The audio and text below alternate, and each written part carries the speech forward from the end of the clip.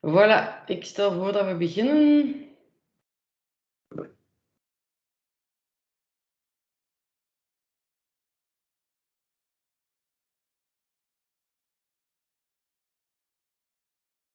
Voilà.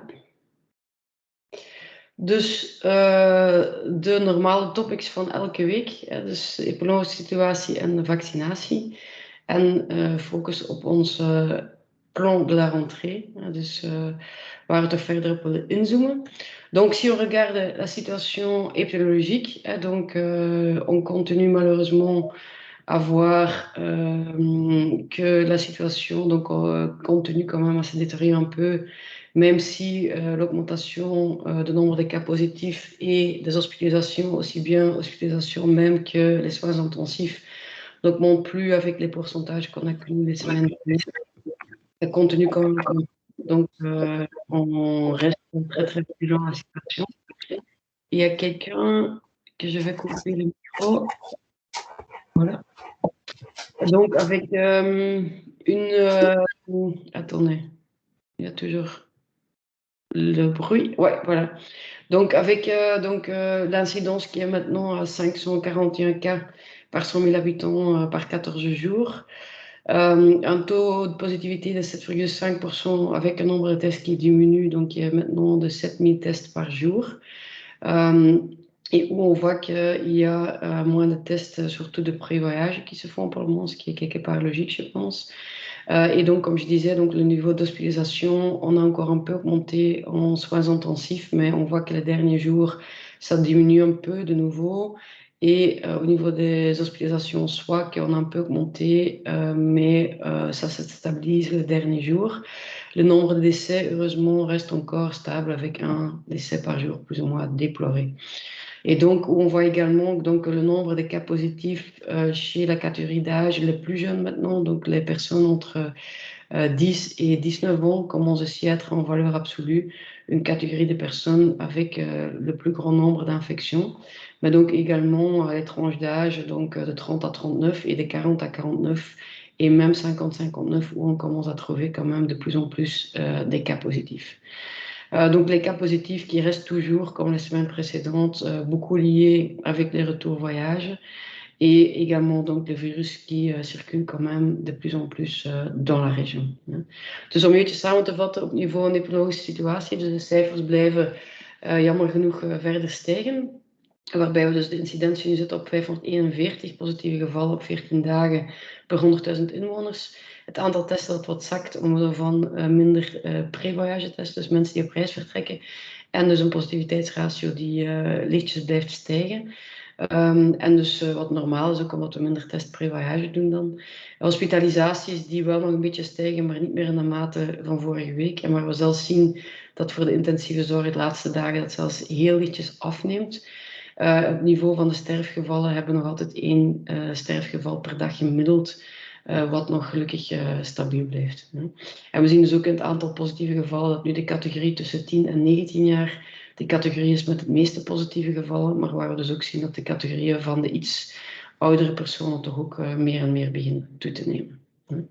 Alors, ce qu'on voit ici, et donc ça c'est le point qui est quand même inquiétant, c'est que le taux de positivité, et donc le nombre de cas positifs qu'on trouve par 100 personnes testées, augmente également donc, pour les personnes ici en jaune, entre 60 et 79 ans.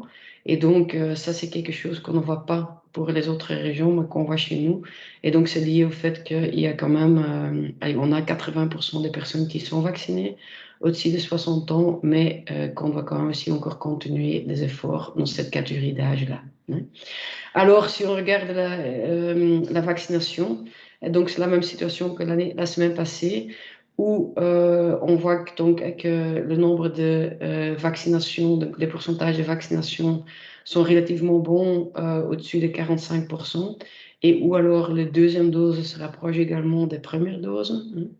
Et que par contre, donc, le plus grand défi reste, comme on a dit les dernières semaines, quand même encore sur les catégories d'âge les plus jeunes, en dessous de 44 ans. Et donc, où on voit heureusement aussi que c'est là qu'on voit quand même le plus grande progression. Donc, même si la progression est maintenant assez faible, on voit quand même que c'est dans les catégories d'âge les plus jeunes qu'on voit les plus grandes augmentations, disons. Ce qui est quand même bon signe que petit à petit, j'espère que les gens plus jeunes aussi reprennent la vie normale, entre guillemets, et vont aussi mettre la vaccination sur leurs agendas. Dus hier zien we dus de vaccinatietoestanden, waar we dus eigenlijk zien dus dat we de goede vaccinatiepercentages boven de 70-jarigen wel houden, boven de 55-jarigen en 45-jarigen zelfs houden, waarbij ook de tweede dosis verder de eerste dosis benaderen. En dus waarbij de effort blijft bij de jongere leeftijdscategorieën. En waarbij we dus ook zien dat gelukkig daar ook wel de grootste progressie, hoewel dat die zeer laag blijft natuurlijk, toch wel op te tekenen valt. En dus dat eigenlijk we hopen ook dat de mensen nu met het terug hernemen van het normale leven ook vaccinatie hoog op de agenda gaan zetten. Donc, si on regarde au niveau de doses administrées dans notre région, il y en a 1 300 000 qui ont été administrés. On voit ici toujours qu'il y a encore 14% des vaccins qu'on fait dans la région la semaine passée, par exemple, étaient pour des non-bruxellois. Donc, des personnes qui viennent de l'étranger, pour des Flamands, des Wallons qui travaillent ici, etc. C'est pas grave, mais c'est juste voilà, que l'interprétation des chiffres donne parfois d'autres indications. Donc, on avait dit la semaine passée qu'on fixait un objectif de 16 000 premières doses par semaine pour arriver à un taux de vaccination de 65% pour toute la population fin octobre. Et donc, qui permettrait alors, avec aussi donc, la continuité des mesures mises en place, donc les mesures Horeca, etc., qui restent d'application également à partir de demain, donc qui ne changent pas, contrairement à la Flandre et la Wallonie, qu'avec ces 16 000 doses par semaine, qu'on peut garder la pression sur les hôpitaux plus ou moins sous contrôle. Pour le moment, et ça aussi on avait dit la semaine passée, on n'y arrive pas encore à ce nombre de doses par semaine. Donc la semaine passée, on est passé de plus ou moins 8 000 doses, première dose la semaine avant, à 10 000 doses, 10 500 doses la semaine passée. Donc il y a une progression déjà. Et donc on espère maintenant, avec toutes les actions et le plan de rentrée qu'on met en place, que cette semaine, ça va augmenter encore un peu. Je ne pense pas qu'on va avoir les 16 000 cette semaine, mais qu'à partir de la semaine prochaine, qu'on devrait être capable de les obtenir. Et alors, à partir de la semaine d'après, même dépasser pour compenser un peu le retard qu'on a eu la semaine passée et cette semaine-ci. Et donc, aussi encore un appel aux gens qui se sont fait vacciner à l'étranger de quand même bien vouloir enregistrer leur vaccination à l'étranger ici. Et même si le schéma n'est pas complet, de compléter le schéma de vaccination alors ici en Belgique. Dus we hebben vorige week verteld, dus we een objectief hadden van 16.000 eerste doses per week. Dit tot eind oktober, om er zo voor te zorgen dat tegen eind oktober 65% van de ganse bevolking een eerste dosis heeft gehad en dan 3 weken later een volledige dosis. En dat zou ons moeten toelaten samen met het uitblijven van de versoepelingen van de maatregelen, dat we eigenlijk de piek van de intensieve zorgen die we gekend hebben in maart, die nog redelijk onder controle was, dat we die niet gaan overschrijden. We zien nu, dus de vorige week zaten op ongeveer 8.000, 2 weken geleden zaten op ongeveer 8.000 eerste dozen. Vorige week is naar 10.500 gegaan. Dus we zien al een stijging, wat goed is. Dus onder de 16.000, maar dat hadden we ook al zo ingeschat. Ik verwacht deze week ook nog dat we niet aan die 16.000 gaan geraken. Maar dus dat we vanaf volgende week aan 16.000 geraken en de weken erop dan dat gaan overschrijden. Zodanig dat we toch aan een gemiddelde van 16.000 kunnen geraken. En dus dat we de druk op de ziekenhuizen kunnen vermijden. Ja, dit is dus de grafiek dat het aantoont dat als we die vaccinatiegraad van 65% halen en ook dus de maatregelen aanhouden, dus dat we dan eind oktober en zelfs de maand erop die piek van in maart niet gaan overschrijden. Daarom ook, dus nog eens om te herhalen, hebben we ons plan de la rentrée ook opgezet. Waarbij we echt vragen aan iedereen om toch zo goed mogelijk de sanitaire regels nog te blijven respecteren. Ook om zich te laten testen als men at risk is. Om zeer vigilant, dus zeer goed op te passen als men terugkomt van een reis. Want we weten dat de reizen nog altijd een belangrijke infectiefactor zijn. En last but not least, laat u vaccineren. Donc, oui, j'ai pas de... La présentation est partie. Ouais. Hop. Pardon. Voilà. Et donc, raison pour laquelle donc, garder donc, cette pression sur les hospitalisations sous contrôle, hein. C'est ça notre message. Ça veut aussi dire que si on n'arrive pas à le faire, qu'on devrait encore regarder de devoir prendre des mesures de confinement supplémentaires. Donc, on n'espère pas qu'on devrait passer à ça. Et donc, pour ça qu'on a mis en place notre plan de la rentrée, hein, où on veut viser vraiment 4 axes de travail. Donc, tout premièrement, demander à chaque citoyen de continuer à respecter les règles sanitaires qui sont demandées, de se faire tester quand on a un risque. Troisièmement, d'être vraiment très vigilant après un retour de voyage. Et pour finir, peut-être encore le plus important, de vous faire vacciner quand ce n'est pas encore fait, hein. Alors, si on regarde au niveau des testings, donc les choses qu'on a expliquées la semaine passée, maintenant, depuis le 28 août, donc ce week-end en fait, le centre de Schaerbeek a fermé, donc aussi bien le centre de tests que le centre de vaccination, pour reprendre les activités scolaires. Et donc, cette capacité de test est remplacée par la capacité de test à Saint-Josse, qui est maintenant up and running et donc qui est ouvert du lundi jusqu'au mercredi et le samedi de 9 à 17 heures, hein. Ce centre-là va être ouvert jusqu'au mi-octobre et après on va faire l'évaluation pour voir si on continue ou pas et si on a besoin d'autres endroits. À côté de ça, il y a aussi d'autres labos qui s'ouvrent, donc ce sont plutôt des centres de prélèvement qui sont organisés par Synlab et donc qui vont ouvrir à Koekelberg et à Olieu-Saint-Pierre et qui vont encore compléter l'offre de testing qui est déjà en place. Et donc avec ça, et même sur ces labos-là, on reste avec une capacité de 13 500 tests par jour. Le centre de Saint-Josse fonctionne bien. J'ai entendu hier qu'on est déjà à 250 tests par jour. Ils ont la capacité de 500 tests par jour, donc petit à petit, c'est connu et les gens y viennent, donc c'est une bonne nouvelle, je pense. Les tests antigènes pharmaceutiques continuent, je reviens vous montrer ça aussi un peu plus loin dans les slides. Et donc, le message est passé maintenant que dès qu'on a des contacts à risque, etc., qu'il ne faut pas hésiter de se faire tester. Et donc, on peut passer dans le centre de testing pour se faire tester, et ceci gratuitement jusqu'au 15 septembre. Et donc, ceci vraiment avec l'ambition de dire, voilà, si vous avez eu un contact à risque, vous avez voyagé, vous n'avez pas reçu de code, etc., vraiment, faites-vous tester, assurez-vous que vous n'êtes pas positif et comme ça, évitons que vous allez contaminer d'autres personnes sans le savoir et donc d'éviter de cette manière-là qu'on va encore avoir une augmentation des cas positifs. Dus op niveau van de testcapaciteit, het centrum van Schaerbeek is gesloten. Die gaan terug hun schoolsactiviteiten oppakken. En dus vandaar de antenne van Sint-Joost-de-Noord die geopend is, die al goed draait met 250 testen per dag momenteel en die een capaciteit heeft van 500 testen per dag. En dus die ook nog aangevuld wordt door nieuwe privélabo's die worden opgezet onder andere in Koekelberg en in Sint-Pieterswoluwe. En dus opnieuw dus, de boodschap die nu gelanceerd is van als u een persoon bent met risico, alsjeblieft neem je verantwoordelijkheid, laat je testen om zeker te zijn dat je zelf niet positief bent en dat je het virus niet verder aan anderen gaat verspreiden. Deuxièmement, donc vraiment, si vous retournez de voyage, faites-vous tester. Si vous êtes à risque, faites la quarantaine et soyez vigilants évidemment. Évitez d'aller voir des personnes à risque, des personnes vulnérables 10 jours après votre retour de congé, même si on est vacciné.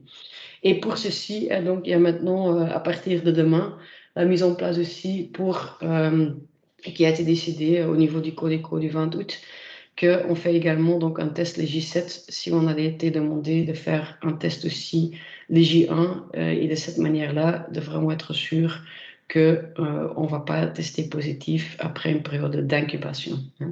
Dus op niveau van echt wel de terugkomende reizigers en verder en ook de rest is er nu dus vanaf morgen de invoering van de test op dag 7 na de test op dag 1. Daarnaast hebben we ook nog dus onze field agents die verder versterkt zijn en ook de opvolging door de gemeentes en de politie die daar ook verder zijn opgezet. Au niveau de la vaccination, donc notre programme de vaccination sans barrière et Leave No One Behind continue, où on continue donc avec toutes les actions qu'on a mis en place et qu'on continue justement à faire augmenter maintenant. où justement on a maintenant donc fermé la semaine passée et on a vraiment eu des petites pas vraiment des fêtes, mais des petits moments de revoir avec tout le personnel qui a travaillé dans ces centres-là pendant des mois. Des moments un peu émotionnels de temps en temps, avec évidemment beaucoup de personnes qui ont vraiment donné un peu du sens à leur vie quotidienne tous les jours dans les centres de vaccination et qui regrettent évidemment que ce centre soit fermé maintenant, mais où on va vraiment récupérer, je pense, presque tout le monde pour pouvoir travailler également sur les actions beaucoup plus localisées maintenant. Les 6 centres ont vraiment très très bien fonctionné. Maintenant, donc on récupère ça et on récupère les gens également pour les actions beaucoup plus décentralisées. Et on garde évidemment les 4 centres qui restent ouverts, qui peuvent aussi assurer la capacité de minimum 10 000 doses per jour. Dus we hebben vorige week een heel aantal centra gesloten. Hè, dus ook met toch wel mooie en ook een beetje emotionele momenten om afscheid te nemen van iedereen die daar dag en nacht zijn ziel en met hart en ziel daar in dat centrum heeft gewerkt. Maar we hebben ook wel al die mensen ook wel heel hartelijk willen bedanken uiteraard. Maar ook wel de boodschap hebben gegeven dat ze zeker zeer welkom zijn om nog verder te werken en ons nog verder te helpen om in de lokale acties ook het verschil te maken en op die manier ook de vaccinatiegraad nog naar boven te krijgen. En niet te vergeten dat we ook nog 4 centra open houden, waarbij we toch sowieso een capaciteit hebben van 10.000 doses per dag. Wat natuurlijk in vergelijking met die 16.000 doses per week al een heel grote capaciteit is. En dit naast alle lokale acties. Donc, pour reprendre donc, notre plan de vaccination que j'ai expliqué la semaine passée, donc on continue à le mettre en place, donc aussi bien donc, les centres de vaccination, les antennes, les bus et autres, les Mobivax, et donc où également donc, toutes les prises de contact, etc., avec les différents secteurs sont en cours et sont en train de se mettre en place. Juste pour vous donner une idée, là vous voyez le nombre de contacts et le nombre de demandes qu'on a déjà reçus par catégorie de secteur, entre guillemets, et également répartis sur la région. Et donc, vous voyez que pour le moment, il y a énormément de demandes. On essaie de faire notre mieux avec notre équipe, de répondre à chacun, chacune, et de mettre en place les choses au plus vite.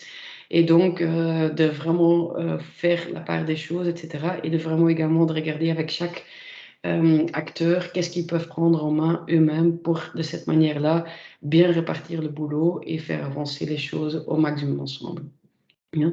Dus we hebben vorige week jullie het plan toegelicht, hè, dus dat we nu opzetten voor de maanden september, oktober en daarna. Dus dat begint meer en meer vorm te krijgen. We zijn daar echt wel heel hard aan het werken met iedereen. Hier ziet u dus het aantal aanvragen dat we gehad hebben, dus vorige week. En dus ook hoe die verdeeld zijn over de regio. En dus waarbij we echt met man en macht met ons team proberen zo goed mogelijk al die vragen te beantwoorden. En samen ook met de aanvragers te kijken hoe we op de best mogelijke manier zo snel mogelijk de vaccinatie in gang kunnen steken. Met natuurlijk de vraag ook naar elke actor om zoveel mogelijk dingen zelf in hand te nemen, zodanig dat we samen met veel handen het werk lichter kunnen maken. Donc ici, vous voyez les 4 centres qui restent ouverts, avec de nouveau tout le monde est le bienvenu. J'ai reçu un SMS hier de quelqu'un qui disait oui, j'ai pas encore reçu mon invitation, donc est-ce que je peux venir? Oui, bien sûr, évidemment, tout le monde est le bienvenu avec ou sans rendez-vous à partir de 12 ans, donc dans nos centres de vaccination.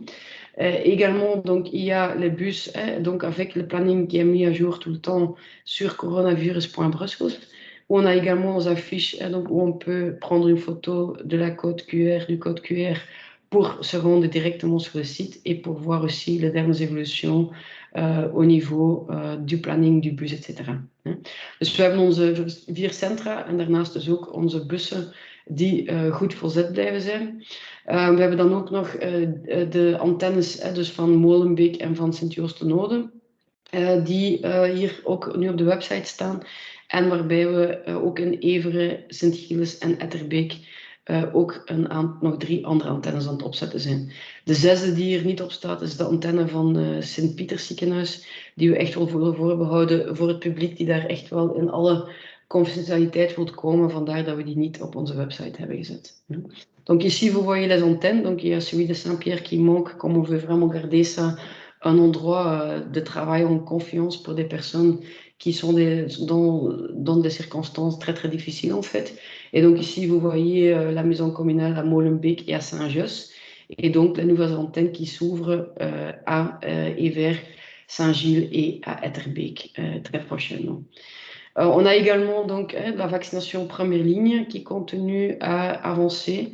Donc où on est aussi en train de voir avec les médecins généralistes comment on peut encore leur faciliter la vie pour quand même également donc faire la vaccination plus via eux. Donc ça reste encore un circuit qu'on pense qui est très important parce que c'est quand même le médecin qui reste un acteur de confiance des différents patients. Et donc on verra avec eux comment encore on peut améliorer les processus pour encore leur faciliter la vie pour pouvoir faire la vaccination chez eux en cabinet. Et deuxièmement, donc, il y a aussi donc, des petits projets pilotes en cours pour faire le stockage, la préparation de seringues dans des pharmacies satellites et donc également de faire la vaccination au sein des pharmacies, donc par une équipe de vaccinateurs qui va venir sur place. Et donc ça, c'est le pilote de Pharma on Tour qui commencera normalement fin de cette semaine ou début de la semaine prochaine. Ja, dus met onze eerste lijn zijn we ook nu sterk aan het werken om enerzijds te kijken hoe we het proces met de huisartsen als eerste vertrouwenspersoon toch nog altijd kunnen verbeteren. Om op die manier toch nog meer te kunnen gaan vaccineren in de dokterskabinetten. En anderzijds ook dus naast het kijken van hoe we een aantal satellietapotheken kunnen opzetten om daar de stockage van de vials te doen en de spuiten voor te bereiden. En dan ook te gaan kijken of we een aantal piloten Pharma on Tour kunnen opzetten om ook te gaan vaccineren door een equipe van vaccinatoren in de farmacie. Ja. Dus hier zijn we eigenlijk aan het kijken. Hè. Dus we gaan hier een piloot doen in Molenbeek en in Schaarbeek in de komende dagen en weken. En als dat concreet wordt, dan gaan we daar zeker over informeren.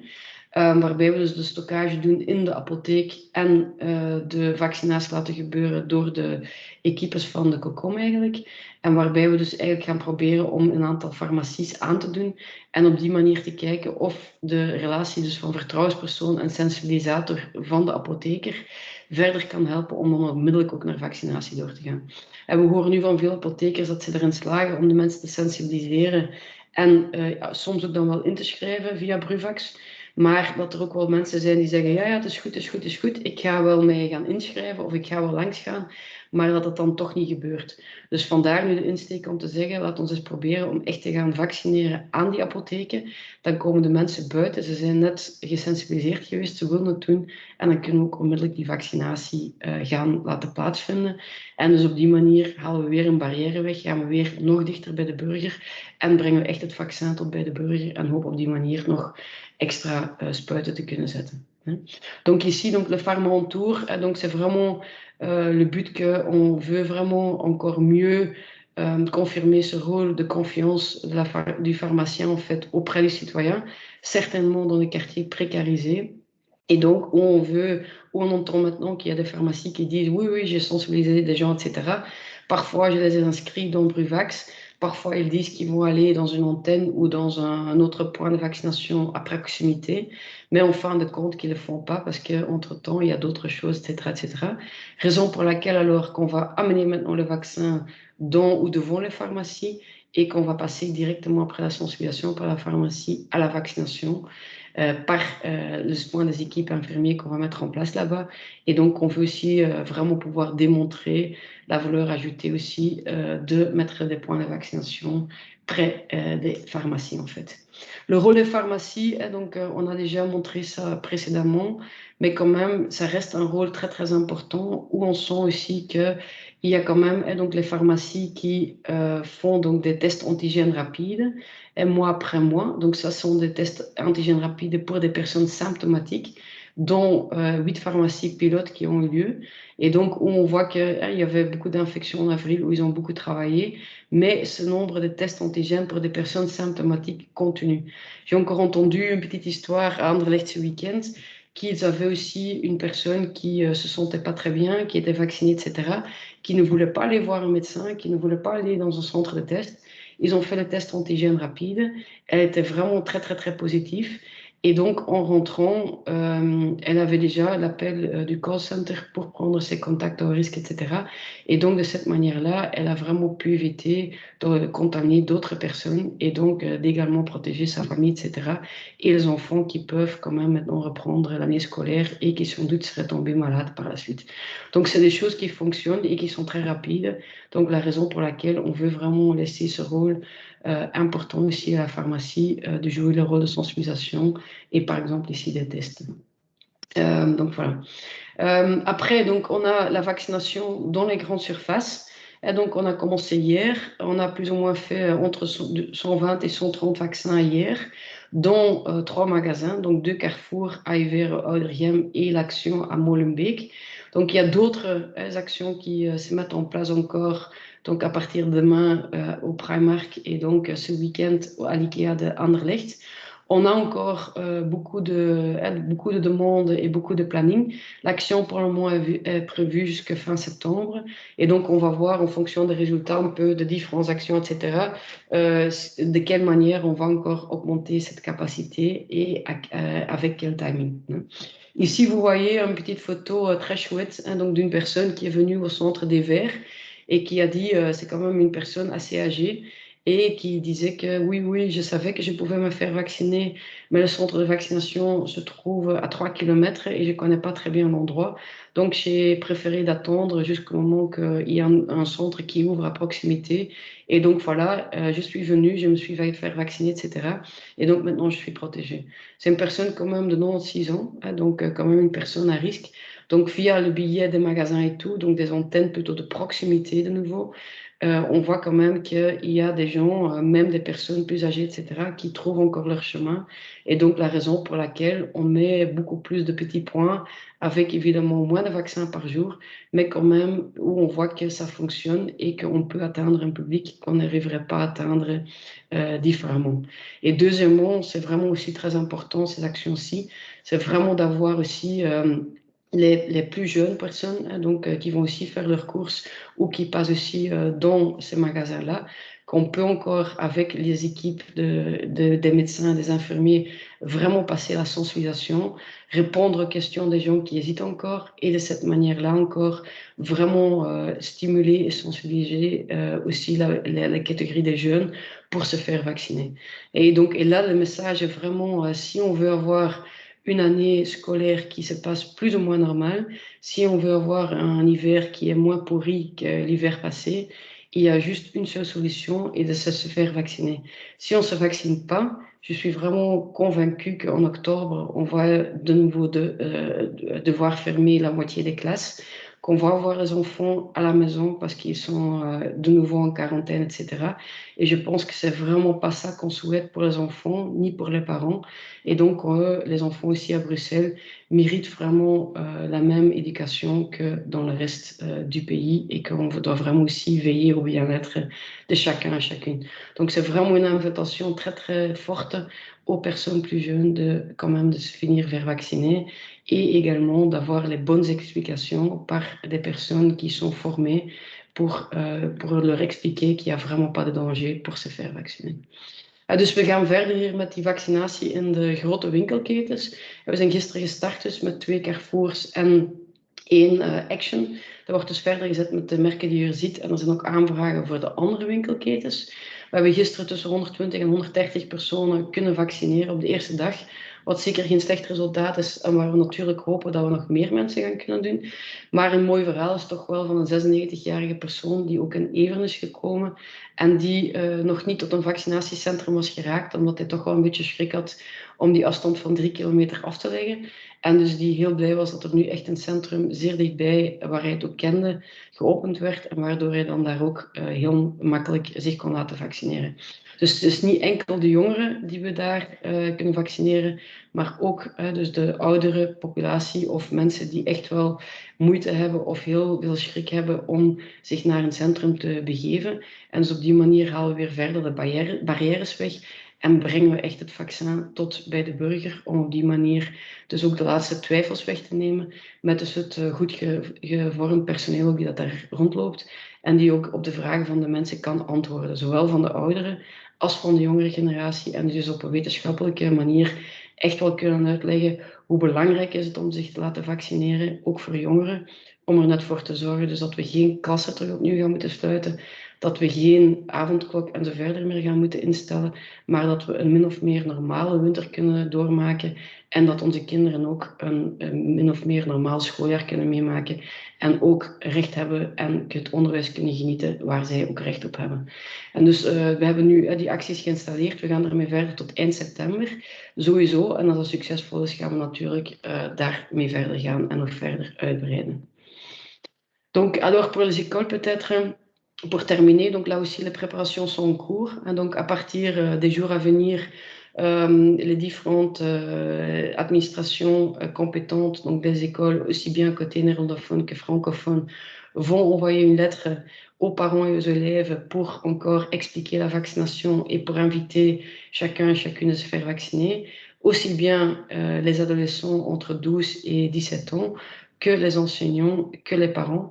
Et donc, il y a plusieurs actions en cours, aussi bien donc, la communication grand public que des actions très, très ciblées dans certaines écoles pour justement déjà sensibiliser et pour ensuite passer la vaccination. Donc, la vaccination peut toujours se faire, évidemment, c'est la voie la plus simple, que les enfants et les parents vont se faire vacciner dans un des points de vaccination qui sont installés et qui sont vraiment partout maintenant dans la région. Ou bien qu'il y a, par exemple, l'école qui peut aller prendre rendez-vous dans un centre pour une plage horaire très spécifique et aller avec les enfants pour se faire vacciner. Ça peut être un centre, ça peut être une antenne, ça peut être le bus qui est justement garé dans le coin. Et deuxièmement, dans certains cas aussi, qu'ils organisent la vaccination au sein des écoles, donc surtout par les équipes de l'ONE et autres. Donc ça se prépare et donc petit à petit, là aussi, les choses se mettent en place. Peut-être pour terminer, juste encore pour vous rappeler, je ne vais pas expliquer tout en détail, mais donc on prépare également donc, la 3e dose pour les personnes immunodéprimées. Et donc à partir du 12 septembre, ces personnes-là vont être invitées pour se faire vacciner ou bien dans un centre de vaccination ou bien chez leur médecin ou à l'hôpital. Et donc là aussi, les processus se mettent en place pour pouvoir démarrer ça. Ce n'est pas encore maintenant, donc la sélection doit être faite. C'est une catégorie de personnes très limité et donc les autres ne doivent pas se faire vacciner. Les 2 vaccins, pour le moment, ça suffit, les 2 doses ou l'unidose de Johnson & Johnson. Et donc, c'est uniquement pour des personnes qui ont vraiment une immunodépression qui est très, très spécifique, qui n'ont pas développé des anticorps comme, disons, les personnes en bonne santé et donc pour lesquelles on doit procéder à cette 3e dose.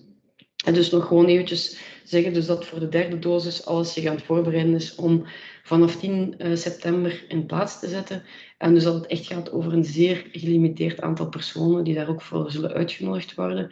Dus momenteel moeten de mensen nog niet naar een dokter of naar het vaccinatiecentrum hollen om zich een 3e keer te laten vaccineren. Ook bij mensen in goede gezondheid zijn er voldoende antilichamen ontwikkeld om goed beschermd te zijn en is er zeker geen reden om een 3e dosis te gaan vragen. Dus voilà, ik denk dat de boodschap echt vandaag is van echt probeer voorzichtig te zijn. Laat je testen, wees voorzichtig als je terugkomt van reis, wees voorzichtig als je terugkomt van een hoog risicocontact. Laat ons er alsjeblieft samen aan werken om die rentrée scolaire zo voorzichtig mogelijk te laten gebeuren. En laat ook de mensen die nog niet gevaccineerd zijn, laat je vaccineren. Ik denk niet dat we kunnen zeggen dat er nog barrières zijn tot de vaccinatie. Alles is er om zich op alle mogelijke plaatsen te laten vaccineren. En er worden dus verder dingen nog opgezet in de bedrijven, in de scholen, in de verschillende winkelpunten en andere om het nog makkelijker te maken. Dus de boodschap is gewoon, laat het gebeuren. Je beschermt jezelf, je beschermt je naasten en je zorgt er ook samen voor dat we uit deze crisis kunnen geraken. Et donc pour la conclusion, c'est ça que j'aimerais quand même encore souligner, que voilà, c'est vraiment le plan de la rentrée qui est super important maintenant. Soyons vigilants, hein, prenons notre responsabilité de citoyens vraiment de sortir ensemble de cette crise. Donc soyons prudents et faisons nos tests si on est une personne à risque après un voyage ou un autre contact. Et vraiment, faites-vous vacciner si ce n'est pas encore fait. C'est vraiment la manière de sortir de la crise. Il n'y a plus de raisons pour hésiter, il n'y a plus de raisons pour dire que c'est trop loin. On est partout maintenant. Donc voilà, faites-vous vacciner, tout est là pour le faire. Et c'est la seule manière de ressortir ensemble de cette crise. Un grand merci. Voilà, merci. Je sais pas s'il y a des questions.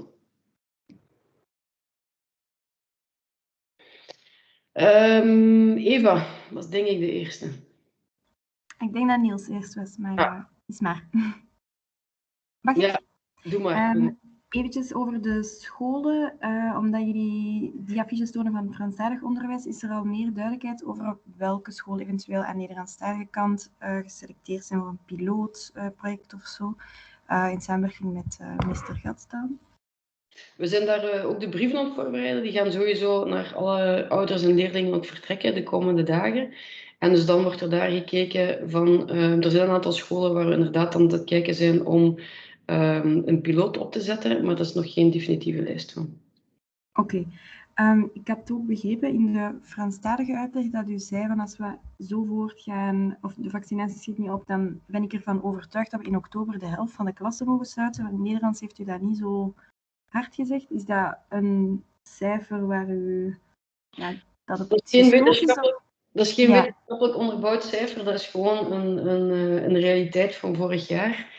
En dus waar ik echt mee wilde zeggen van, kijk, als we gevaccineerd zijn en zo verder, dan kunnen we echt wel ervoor zorgen dat we waarschijnlijk minder klassen gaan moeten sluiten. Dus het is zo dat de hoogrisicocontacten van dus de mensen in het secundair onderwijs sowieso in quarantaine moeten. Maar als je gevaccineerd bent, moet je gewoon een test doen dag 1. En als je dan negatief bent, dan mag je terug naar school gaan. Dus dat is een heel groot verschil. En dus ik denk dat we daar echt wel moeten oppassen, dus dat we niet terug de situatie hebben van vorig jaar, waar we telkens gezien hebben ongeveer 1 maand na de start van een periode na de vakantie, de afkoelperiodes, dat we dan toch wel zagen dat we heel veel klassen moeten sluiten waren. En dat was niet de helft, maar toch wel heel veel. En dus ik denk dat het echt wel de boodschap is dat we willen vermijden. En hoe kan je dat vermijden? Is doordat leerkrachten en leerlingen, en ook de ouders van die leerlingen natuurlijk, zich ook laten vaccineren. Ja, en dus die uitspraak over we willen toch geen nieuwe avondklok, is dan ook bij wijze van spreken of ligt dat op tafel? Ik denk dat dat effectief de zaken zijn die wel op dat moment op tafel komen. Als we echt terug naar een lagere vaccinatiegraad gaan, wat we nu hebben uitgerekend en wat nu de simulaties zijn, is als we verder gaan met de contacten zoals nu vandaag voorzien is. Als we kunnen die 16.000 eerste dozen per dag zetten, dan gaan we daartoe geraken en dan kunnen we waarschijnlijk de situatie onder controle houden. Is dat niet zo en er zijn meer contacten, er is minder vaccinatie, dan zullen we waarschijnlijk toch naar zwaardere ziekenhuisopnames gaan, meer druk op de ziekenhuizen en dan zal die vraag sowieso terug op tafel komen. Ja. Dan nog een laatste vraagje, omdat ik denk de morgen had een reportage ook aan de bus bij de Action en die hadden cijfers ernaast gelegd van het vaccinatiepercentage, zowel in Brussel als in Vlaanderen, tegenover het percentage van de mensen dat een vaste huisarts heeft. Met dan de piste van, ja, zou dat verplicht moeten worden, want dat komt heel goed overeen. Is daar iets van, ja, jullie werken ook samen met de huisartsen, maar dat jullie mee kunnen bekijken vanuit de GGC, dat er meer mensen toch naar een huisarts worden geleid? Maar ik denk dat er daar al heel veel acties rond gebeuren. Hè. We hebben sinds het begin van de crisis eigenlijk het 1710-nummer in het leven geroepen. Dus dat mensen kunnen bellen met net de bedoeling om dan ook een afspraak te kunnen maken met een huisarts en dan ook een vaste huisarts te kunnen krijgen. En het is net ook via al die acties die we doen, dat we proberen inderdaad om de mensen effectief ook te koppelen aan een huisarts enerzijds. Anderzijds weten we dat dat moeilijk blijft en vandaar ook die belangrijke rol bij ons van die eerste lijn. En van de apothekers daar ook in. En we weten vandaag ook dat het aantal dokters die in Brussel er zijn, te weinig zijn om alle burgers een vaste huisarts ook te kunnen geven. Dus dat is een probleem dat je meer op lange termijn ook moet gaan bekijken natuurlijk. En waar ook dingen mee bezig zijn, maar dat is niet mijn bevoegdheid. En dus daar moeten we dan ook kijken van, oké, zolang dat er niet is, hoe kunnen we dan andere vertrouwenspersonen die er vandaag ook zijn, en dat zijn bij uitstek de apothekers vandaag, hoe kunnen zij voor een deel... Want er zijn natuurlijk geen dokters, maar hoe kunnen zij voor een deel die rol overnemen, wat ze in de praktijk ook al doen? En hoe kunnen we hun ook verder ondersteunen in die rol, om er ook voor te zorgen dat iedereen zo goed mogelijk ook die zorgen ook kan krijgen. En ik denk dat daar ook de zaken zijn die we al heel lang aan het doen zijn. Dus zowel rond testing, als rond tracing, als rond vaccinatie nu opnieuw, om te kijken hoe kunnen we die apothekers daarin betrekken. Verder ook bijvoorbeeld rond de testen, dat ook iedereen zonder voorschrift en die toch symptomen heeft, sinds het begin van dit jaar gewoon naar een testcentrum kan gaan, waar dan de arts ter plaatse ook het voorschrift maakt. Dus dat zijn eigenlijk allemaal dingen die we al in het werk zetten om dat te compenseren. En dan ook dus via het 1710-nummer toch ervoor te zorgen dat mensen die een huisarts nodig hebben, er ook eentje kunnen vinden. En dan ook op die manier die band kunnen gaan creëren en met ook het objectief om dan ook een vaste huisarts te hebben. Ja, oké, dankjewel. Alsjeblieft. Niels dan, want die was dan echt de eerste.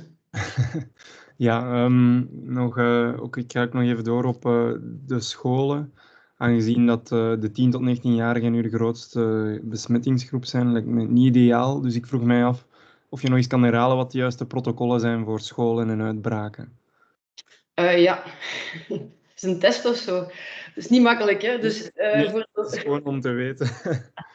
Nee, voor de lagere scholen is het zo dus dat er gaat gewerkt worden dus met eigenlijk de persoon dus, die besmet is, moet natuurlijk wel in isolatie gaan. De andere personen worden beschouwd als laagrisicocontacten. En daar wordt eigenlijk gewoon aan gevraagd om heel goed op te passen. Dus dat is gedurende 10 dagen na dus het contact met de persoon die dan besmet is geweest. Dus dat is eigenlijk voor de lagere scholen. Als er daar natuurlijk meerdere positieve gevallen zijn, dan gaan dus die klassen of ook kinderopvang gaan dan gesloten worden. Dus dat is eigenlijk voor lagere scholen, heel kort. Hè. Voor de hogescholen, voor het secundair onderwijs, zijn de regels eigenlijk hetzelfde als voor volwassenen. Dus eigenlijk de regels zijn hetzelfde als in het dagelijks leven. Dus er wordt daar ook gekeken naar hoogrisicocontacten. Hoogrisicocontacten zijn dus mensen die langer dan 15 minuten op minder dan 1,5 meter van een persoon zijn geweest. Hè. En waarbij dan, dus als je in een klas zit zonder mondmasker bijvoorbeeld en dicht op elkaar, ja, dan betekent dat de hele klas hoogrisicocontact is. We gaan in Brussel natuurlijk wel mondmaskers houden en zo verder, maar daar is dan echt de interpretatie aan de schoolarts om te kijken hoe dat wordt geïnterpreteerd en wie dan hoogrisicocontact wordt benoemd en wie niet. En daar is het dan zo dus dat de mensen die gevaccineerd zijn 1 test moeten doen dag 1. En als ze dan negatief zijn, mogen ze gewoon terug naar school komen. Er gebeurt nog een tweede test dag 7 nu. En dan is het afgelopen, als ze negatief blijven natuurlijk. Voor de personen die niet gevaccineerd zijn, moeten ze een test doen dag 1 en dag 7 en moeten ze in quarantaine blijven. En dus daar zou het dus kunnen zijn, als je dan lage vaccinatiepercentages hebt, dus dat je eigenlijk veel leerkrachten hebt en leerlingen die dan niet gevaccineerd zijn, die dan dus eigenlijk in quarantaine moeten en waar je dus dan eigenlijk uitkomt dat je dan die klas aan het sluiten moet. Oké, ça va. Dat is duidelijk. Wat wil ik nog graag weten? Ja, die slide van de vaccinatiecentra. Eind oktober zijn dus eigenlijk alle vaccinatiecentra gesloten. Betekent dat dan ook dat alles stopt qua vaccinatie? Ik denk dat dat veel te vroeg is om dat vandaag te beoordelen. Ik denk dat we nog voldoende uitdagingen hebben. Ik hoop en ik denk samen met jullie dat we de komende weken ineens een ongelooflijke toeloop gaan krijgen van mensen die zich komen laten vaccineren en dat we dan misschien dat wel kunnen overwegen. Nu is het gewoon zo dus dat die vaccinatiecentra die er nu zijn, die 4, zijn voorlopig verlengd tot eind oktober. Maar als dat nodig is, dan zal het nog verder verlengd worden. En hetzelfde geldt ook voor die andere acties. Dus ik denk dat we gewoon als objectief hebben om zoveel mogelijk mensen te vaccineren. Ik denk ook dat het te vroeg is om te zeggen dat we alles weten en of er nooit gaat gezegd worden dat andere mensen ook nog een 3e dosis moeten krijgen. Dus daarom dat we ook die capaciteit zeker vandaag willen behouden. En ondertussen werken we wel verder en dat zie je ook wel. Dat is ook die insteek van die lokalere plaatsen en dan ook te werken met huisartsen en met apothekers, is echt om de meer duurzame oplossing al beginnen voor te bereiden. En waarbij het echt de bedoeling is dus dat dan de apotheker als lokaal distributiepunt komt eigenlijk, dus die de vaccins gaat voorbereiden. En waarbij dan ook een aantal lokale punten, waaronder huisartsen, waaronder wijkgezondheidscentra en andere, dan ook de vaccinatie kunnen gaan doorvoeren. En dat is het stuk eigenlijk dat we nu al aan het opbouwen zijn met al onze lokale acties. En dat we dan eigenlijk, als die capaciteit er allemaal is en zeer goed werkt, dat je dan eventueel zou kunnen overwegen om dan die 4 vaccinatiecentra ook dicht te doen. Maar daar gaat alles afhangen van de tijd van de opbouw, ook de snelheid waarmee eventueel dan een 3e dosis zou moeten kunnen komen, en zo verder en zo verder. Dus dat is vandaag te vroeg om daar een beslissing over te nemen. Oké, dus dat is eigenlijk onder voorbehoud, die data. Oké, goed. Dankjewel. Alsjeblieft. Nina? Ja, ik hoop dat u mij hoort. Ja. Ja, het was eigenlijk vooral een vraag om iets te herhalen in het Nederlands, omdat we die klank soms ook voor radio gebruiken, van herhalen en ook wat meer ontwikkelen. Je had het in de Franstalige uiteenzetting helemaal in het begin over de stijging van de positiviteitsratio bij mensen tussen 60 en 79, als ik het goed begrepen heb. Kun je dat nog eens herhalen in het Nederlands alsjeblieft en misschien ook wat cijfers geven, ook omdat je zegt van in de andere regio's gebeurt dat helemaal niet.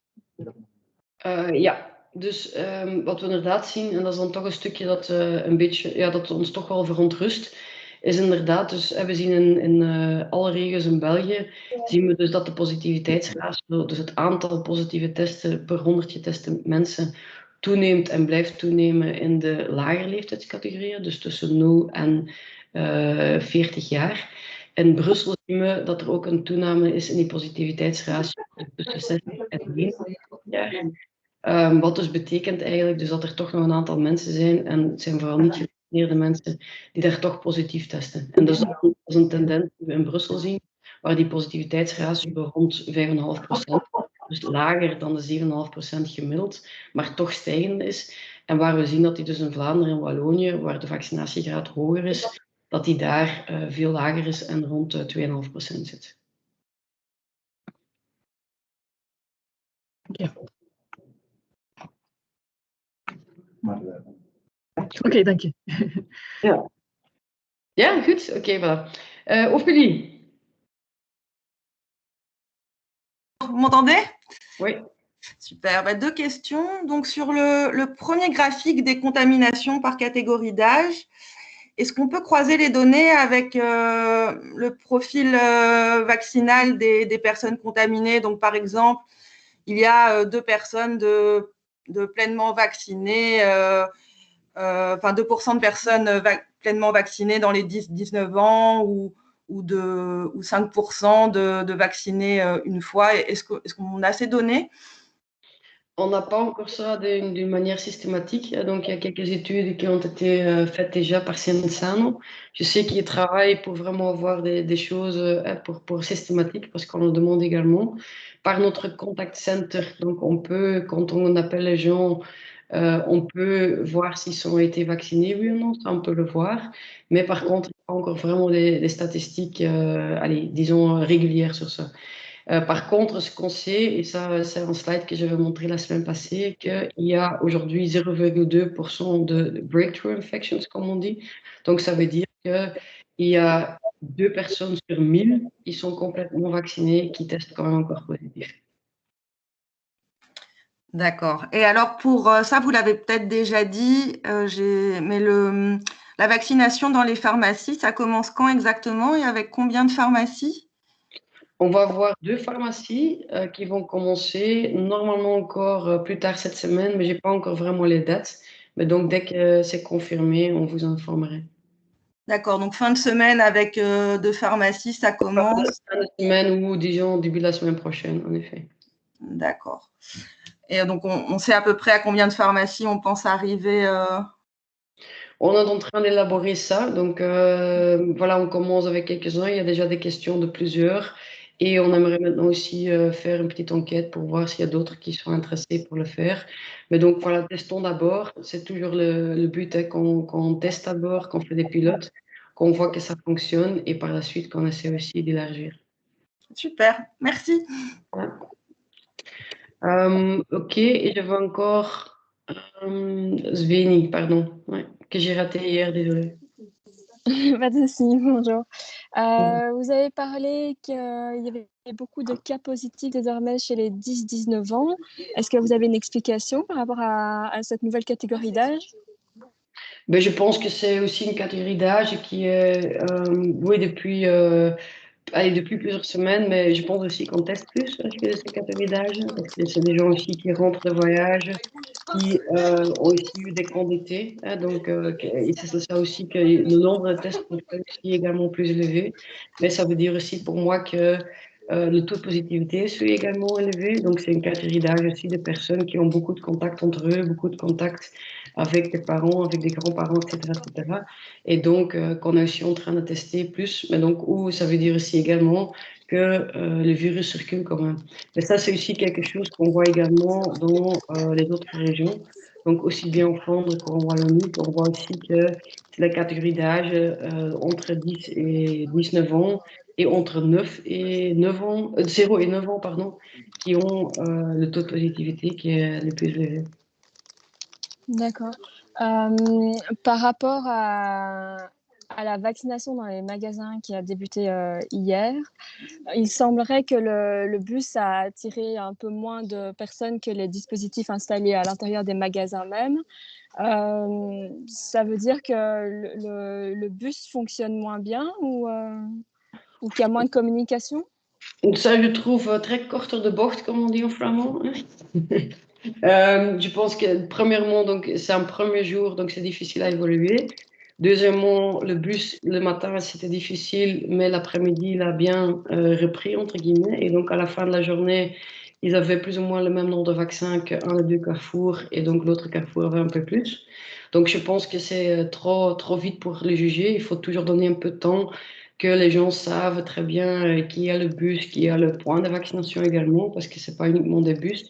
Le bus est un moyen, donc je pense qu'il y a beaucoup qui est lié avec justement en effet de savoir que le point de vaccination est là, ça c'est clair, et donc je pense qu'en effet qu'au Carrefour par exemple, le point était installé depuis la fin de la semaine passée, il y a eu pas mal de communication, etc., ça a aidé, mais on a vu aussi également qu'avec le bouche à l'oreille hier à Molenbeek, et les affiches qui étaient là, c'était aussi annoncé sur des réseaux sociaux, etc. avant, mais apparemment moins connu, mais que ça rattrape très vite. Donc je pense que, et là aussi on a vu avec les autres points qu'on a déjà ouverts, des bus et tout, que de nouveau, semaine après semaine ou jour après jour, qu'on voit également qu'il y a de plus en plus de monde qui vient.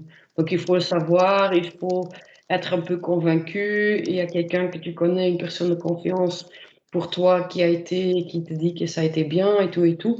Donc on voit chaque fois que quelqu'un qui a été vacciné devient aussi un peu un ambassadeur pour les autres. Et donc de cette manière-là qu'on attire de plus en plus aussi des gens pour venir. Pour la rentrée, est-ce que vous savez s'il y a beaucoup d'enseignants qui ne sont pas encore vaccinés ou pas totalement vaccinés?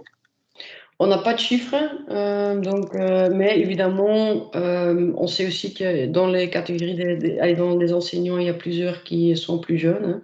Donc, et on sait que notre pourcentage de vaccination pour les catégories en dessous de 45 ans est quand même assez faible. Donc, j'imagine qu'on va retrouver cette répartition également dans les écoles. Mais donc, c'est un peu difficile pour donner les chiffres. Malheureusement, on n'a pas. D'accord, et est-ce que vous pensez la rendre obligatoire à un moment? Mais je pense que c'est des réflexions qui sont en cours au niveau fédéral, hein, où d'abord les discussions, les réflexions et je veux dire, la décision a été prise pour le personnel soignant. Maintenant, on va voir comment on peut vraiment oui, officialiser, disons. Et donc, en même temps, il y a peut-être des réflexions qui sont en cours petit à petit. Et en effet, la demande des hôpitaux, justement, d'élargir à d'autres catégories. Et donc, voilà, je pense que c'est des choses qu'on doit regarder et en effet de voir toutes les personnes qui sont en contact avec d'autres, si oui ou non ça vaut la peine ou pas. Mais je pense que c'est surtout qu'on espère toujours que les gens voient l'utilité quand même hein, de se faire vacciner. Et donc, on va pouvoir voir les chiffres augmenter, notre taux de vaccination augmenter dans les semaines qui viennent. Alors, ma dernière question, donc vous avez parlé du nouveau objectif, hein, qui a été annoncé, c'est 65 de première dose. Est-ce que ça vous semble réalisable, assez facilement atteignable, ou bien ça va rester un gros défi comme les fois précédentes où vous parliez de 70%? Les 70%, c'était pour les 18+, hein, et donc j'ai toujours dit que c'était pour fin septembre, et donc les 65% pour toute la population fin octobre correspond avec les 70% des 18+ fin septembre. Donc je n'ai pas changé nos objectifs. Hein. Donc ça, c'est une première chose. Deuxième chose, oui, ça reste ambitieux, mais je pense que ça va être réaliste. Si vous voyez le nombre de demandes qu'on a eu pour réaliser la vaccination, etc., c'est énorme. On doit également voir hein, comment on répartit le travail et comment on organise bien. Et que peut-être aussi parfois quand on voit que il y a vraiment très peu de doses qu'on peut donner, qu'on fait parfois pas quelque chose. Donc ça aussi sera une discussion encore à mener dans les jours et les semaines à venir.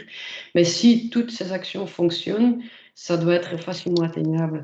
Maintenant, et ça reste quand même toujours un facteur qu'on ne maîtrise pas. On peut faire tout ce qu'on veut au niveau de la sensibilisation, au niveau de enlever la barrière pour chacun et chacune. Mais à certains moments, c'est la personne, l'individu qui doit prendre la décision. Et ça, on peut tout faire pour tout expliquer, pour tout faciliter et tout. Mais à la fin, c'est l'individu qui prend la décision. Et ça, malheureusement, on ne maîtrise pas à 100%. Et donc, je ne peux pas malheureusement mettre la main dans le feu pour dire qu'on va l'obtenir. D'accord, ok. Merci beaucoup. Voilà. Je pense qu'on a fait le tour. J'ai vu ici encore, est-ce que vous avez prévu que pour les Belges qui travaillent à l'étranger ayant reçu le vaccin chinois? Qu'est-ce que vous avez vu? Ok. Donc, oui, donc les gens qui reviennent, donc qui ont reçu notre vaccin, etc. Donc, ils peuvent enregistrer leur vaccin donc, chez un médecin. Et donc, à ce moment-là aussi, on regarde avec le médecin comment et si on peut refaire encore une vaccination, donc avec un vaccin qui est reconnu par l'EMA. Donc, je pense que c'est plutôt du cas par cas et donc l'expertise médicale qui va juger comment le faire, etc. Mais donc, le message est contacter un médecin. Si vous n'en avez pas, contactez le 1710 pour vous aider pour le préparer.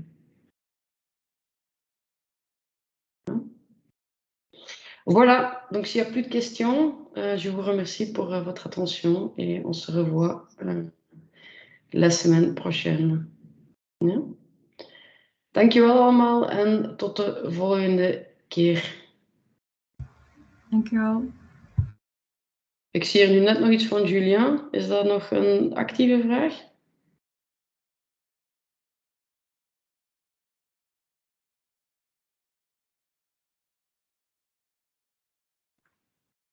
Oui.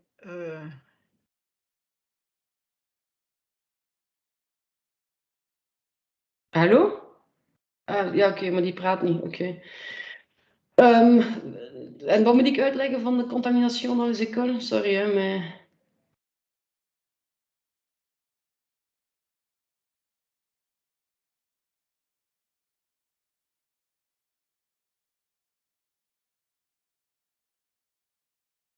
Ik begrijp de vraag, je comprends pas la question. Qu'est-ce que vous voulez que je réexplique? Vous pouvez parler, hein, vous pouvez enlever votre... Oui, donc toute la procédure, mais c'est en néerlandais ou en français? Ah, je dois la résumer en français, c'est ça. Donc la procédure est maintenant publiée sur Sciensano, donc s'il vous plaît, allez regarder là-bas. Hein. Donc, attendez. Vous allez regarder là-bas?